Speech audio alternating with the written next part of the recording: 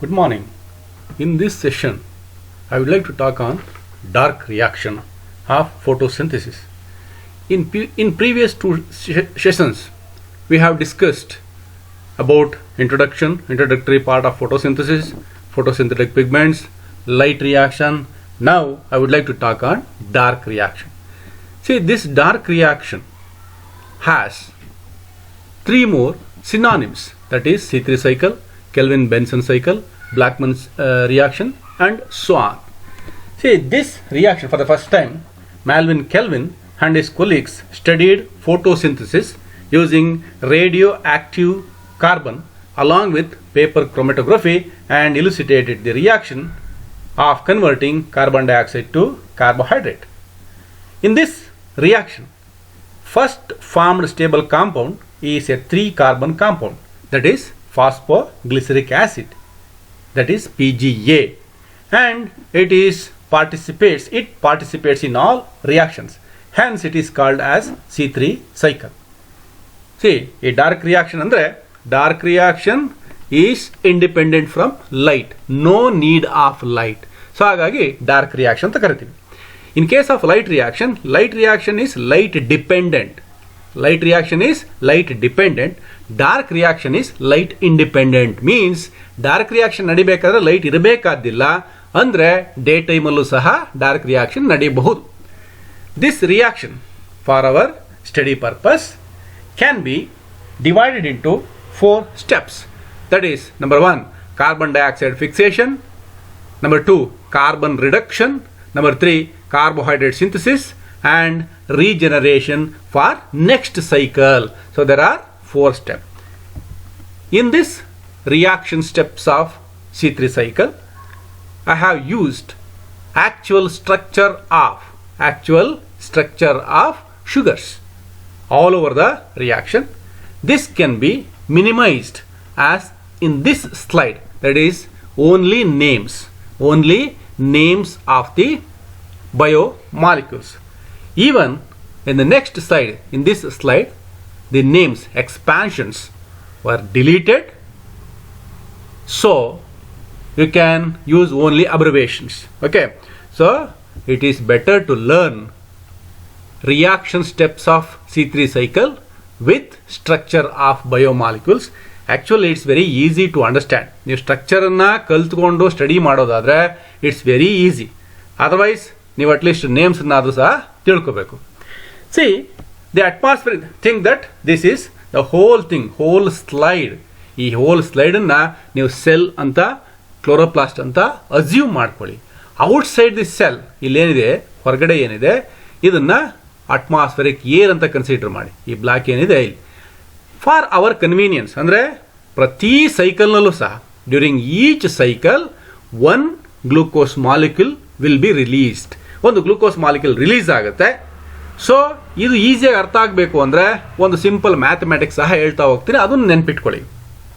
So this is the first step. Ribulose 1,5-bisphosphate. Ribulose 1,5-bisphosphate. ಈಗ ತಾನು ಹೇಳೋದಲ್ಲ, ಒಂದು ಮ್ಯಾಥಮೆಟಿಕ್ಸ್ ನೆನಪಲ್ಲಿ ಇಟ್ಕೊಳ್ಳಿ ಅಂತ. there are 6 molecules of ribulose 1,5-bisphosphate is present. See, this is the structure of ribulose 1,5-bisphosphate. Ribulose 1,5-bisphosphate means there are 2 phosphate groups attached to first carbon and 5th carbon. That is the meaning. It's a ribulose, but there are 2 phosphate groups attached to first carbon as well as 5th carbon.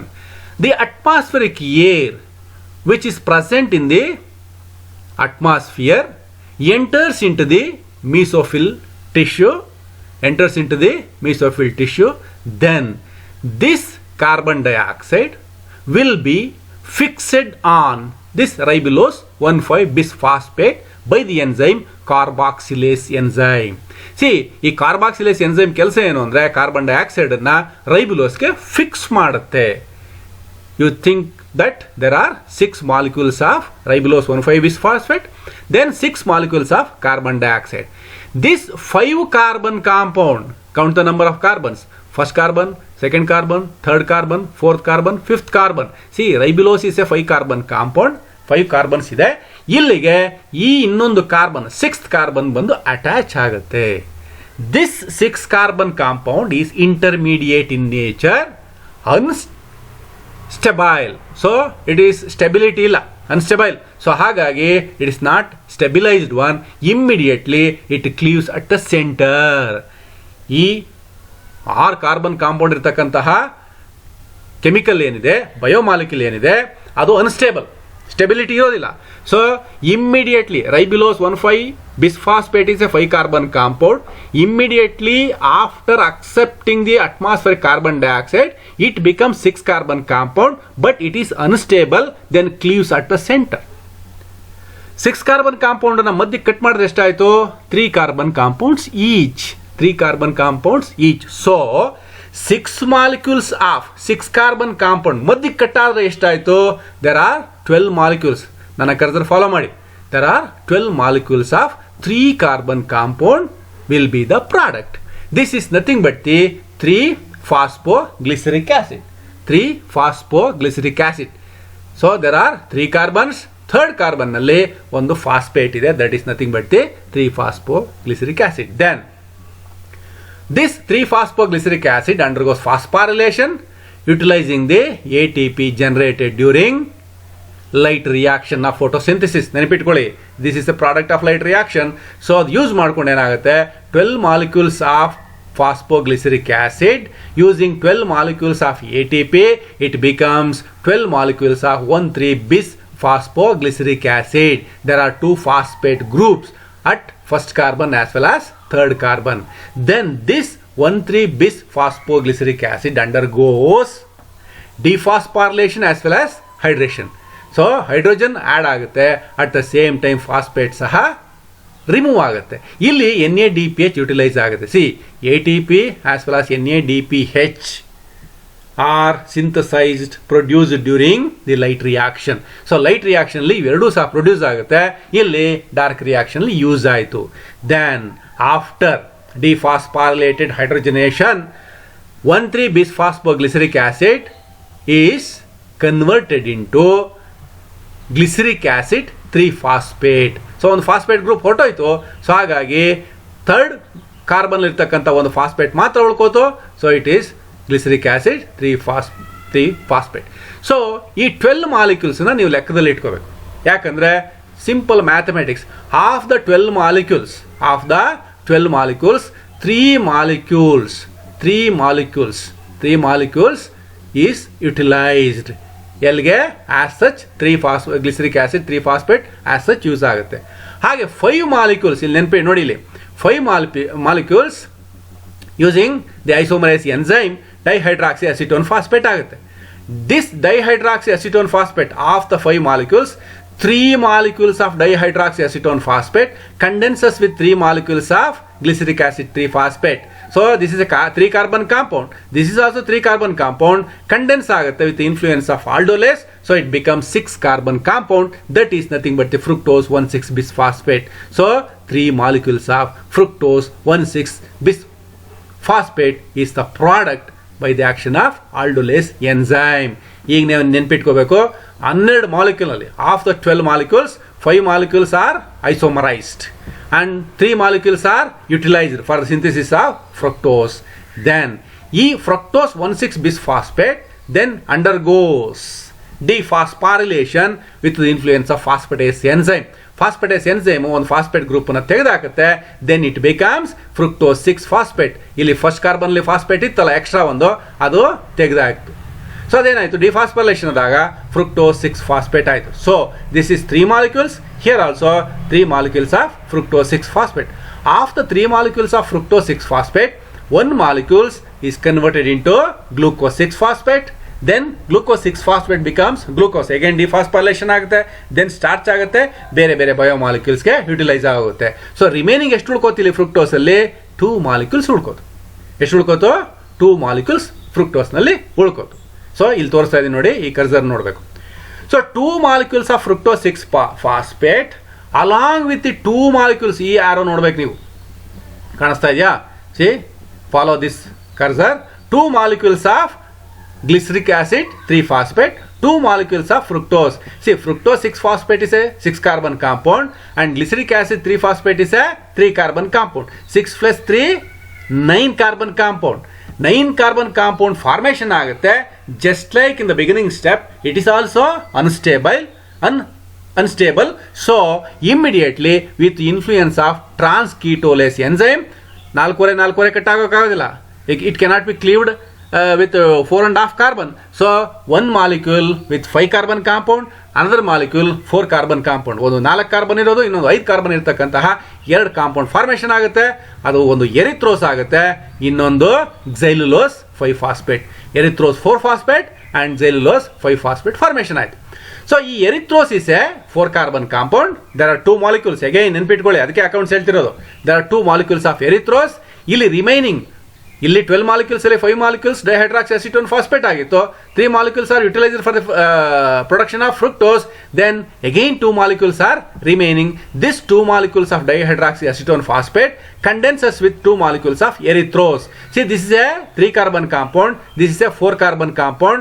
Condense ಆದಾಗ ಎಷ್ಟಾಯಿತು? 7 carbon compound with the influence of aldolase.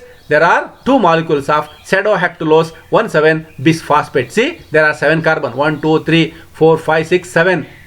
ಎರಡರಲ್ಲಿ phosphate ಇದೆ, first carbon and 7th carbon ಅಲ್ಲಿ. So ಹಾಗಾಗಿ the name is pseudoheptulose 1,7-bisphosphate. There are 2 molecules. ಹೇಗೈನ್ ಇಲ್ಲಿ accounts ಬರ್ಬೇಕು ನೀವು. Of the 12 molecules 3 ಇಲ್ಲಿ ಕೊಟ್ಟಾಯಿತು, 5 ಇಲ್ಲಿ ಕೊಟ್ಟಾಯಿತು. 3 + 5 8. 8 ಹೋದರೆ ಎಷ್ಟಾಯಿತು? 12 - 8 4 ಉಳ್ಕೋತು. 4 ಅಲ್ಲಿ ಎಗೈನ್ ಇಲ್ಲಿಗೆ 2 ಮಾಲಿಕ್ಯೂಲ್ ಕೊಟ್ಟಿದೆ. ಇನ್ನು ಉಳ್ಕೊಂಡಿದ್ದೆ ಎಷ್ಟು? Only 2. C, this is the 2. This 2 molecules of glyceric acid 3-phosphate condenses with 2 molecules of pseudoheptulose 7-phosphate. Then it becomes, see, it is a 3 carbon compound, it's a 7 carbon compound. ಮಧ್ಯಕ್ಕೆ cleave ಆದಾಗ 5 carbon compound ಆಯಿತು. That is nothing but the ribulose and xylulose. So ರೈಬುಲೋಸ್ 5-phosphate 2 molecules ಆಗುತ್ತೆ, xylulose 5-phosphate 2 molecules ಆಯಿತು. So totally ಮೊದಲೇ 2 molecule ಇತ್ತು, ಇಲ್ಲಿ 2 molecule, totally 4 molecules. Here 2 molecules. So xylulose 5-phosphate undergoes epimerization reaction, then becomes ribulose 5-phosphate. ಇದು ribose ಇದ್ದಿದ್ದು ಐಸೋಮರೈಸ್ ಆಗುತ್ತೆ, again becomes ribulose. So totally ಎಷ್ಟು molecules ಆಯಿತು? 6 molecules of ribulose 5-phosphate. Then this ribulose 5-phosphate undergoes phosphorylation using the ATP generated during light reaction with the influence of kinase enzyme. Then it becomes ribulose 1,5-bisphosphate. Then it continues. See, ಹೀಗೆ ಪ್ರತಿ ಸೈಕಲ್ನಲ್ಲೂ ಸಹ ಒಂದೊಂದು glucose 6-phosphate glucose molecule release ಆಗ್ತಾ ಇರುತ್ತೆ, cycle ನಡೀತಾ ಇರುತ್ತೆ. See, this is the outline of C3 reactions. In the previous slide, ಈ ಸ್ಲೈಡ್ನಲ್ಲಿ ನಿಮಗೆ ಸ್ಟ್ರಕ್ಚರ್ ಸಹಿತ ಹೇಳಿದ್ದೀನಿ, ಇಲ್ಲಿ ವಿತೌಟ್ ಸ್ಟ್ರಕ್ಚರ್ ನೇಮ್ಸನ್ನು ಹೇಳಿದ್ದೀನಿ. ಎಕ್ಸ್ಪ್ಯಾನ್ಷನ್, ಸಿ ಇಲ್ಲಿ ಏನು ಬರ್ತಿದ್ದೀನಿ ನಾನು? Ribulose 1,5-bisphosphate, ribulose 1,5-bisphosphate, 3-phosphoglyceric acid, 3-phosphoglyceric acid.